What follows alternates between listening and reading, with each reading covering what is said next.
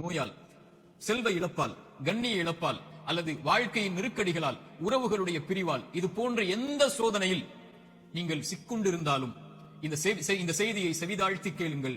இந்த சோதனைகளில் நீங்கள் தனியாக இல்லை, உங்களுடைய இறைவன் உங்களோடு தான் இருக்கிறான். மீண்டும் சொல்கிறேன், இந்த சோதனைகள் எதுவாயினும் கவலை கொள்ளாதீர்கள், நீங்கள் தனியாக இல்லை, இறைவன் உங்களோடு தான் இருக்கிறான். அந்த செய்தி தான் நான் இப்போது உங்களுக்கு சொல்லக்கூடிய செய்தி. குர்ஆன் சொல்லுகிறது, வனப்லூக்கும் பிஷ்ஷர்ரி வல் கைரி ஃபித்னா. அல்லாஹ் நலவிலும் தீயதிலும் சோதனைகளை கொடுப்பான்.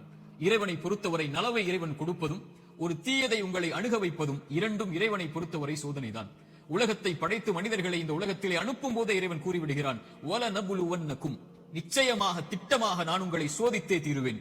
பசியை கொண்டு சோதிப்பேன், பயத்தை கொண்டு சோதிப்பேன், செல்வ இழப்புகளை கொண்டு சோதிப்பேன், தொழிலின் நஷ்டத்தை கொண்டு சோதிப்பேன், உயிரிழப்புகளை கொண்டு உங்களை நான் சோதிப்பேன் என்று இறைவன் சோதித்தே தீருவான் என்று கூறிதான் மனித இனத்தை இந்த பூமியிலேயே அனுப்பி இருக்கிறான்.